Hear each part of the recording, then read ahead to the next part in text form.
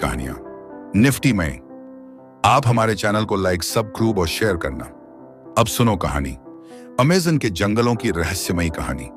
घने अमेज़न के जंगल, जहां सूरज की रोशनी भी मुश्किल से जमीन तक पहुंच पाती है, वहां एक छोटे से गांव वियाकुना में रहने वाले लोग जंगल के रहस्यों को पीढ़ी दर पीढ़ी संजोए हुए थे।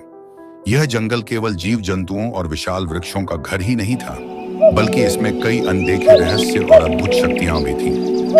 गायब होने वाले यात्री।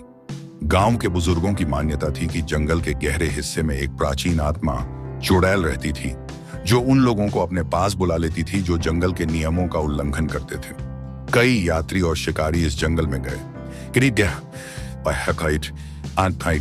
लेकिन फिर कभी लौट कर नहीं आए। एक दिन गांव का एक युवक राजू जंगल में शिकार करने गया। जंगल में भटकते हुए उसे एक पुरानी कटी फटी डायरी मिली। यह डायरी एक यात्री मार्को की थी। उस दिन जो कई साल पहले यहाँ आया था और फिर कभी नहीं लौटा। डायरी के पन्नों में लिखा था कि उसने जंगल के बीचों बीच एक अद्भुत हवेली देखी थी, जिसके अंदर एक चुड़ैल रहती थी, जो खंडरमई बदल गई थी और वहां से अजीब सा महसूस होता था। राजू ने अपने दोस्तों को इकट्ठा किया और उस हवेली की खोज में निकल पड़ा। चलते चलते वे जंगल के उस हिस्से में पहुंचे जहां हरियाली कम और अजीब-ओ-गरीब लताएं ज्यादा थीं। अचानक उनके सामने एक विशालकाय हवेली प्रकट हुई,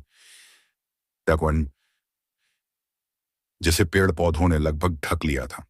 जैसे ही वे अंदर गए, उन्हें वहां सोने से जड़ी मूर्तियां और अजीब सी चमकती आकृतियां दिखीं।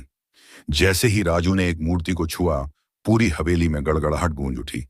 तभी एक रहस्यमयी आवाज आई, यह हवेली मेरी है, जो कोई यहां आएगा वह कभी वापस नहीं जा सकेगा। डर के मारे राजू और उसके दोस्त हवेली से भाग खड़े हुए। गांव लौटने के बाद राजू ने बुजुर्गों को यह कहानी सुनाई। बुजुर्गों ने बताया कि यह हवेली प्राचीन माया सभ्यता की थी और इसे प्रकृति की रक्षा के लिए बनाया गया था।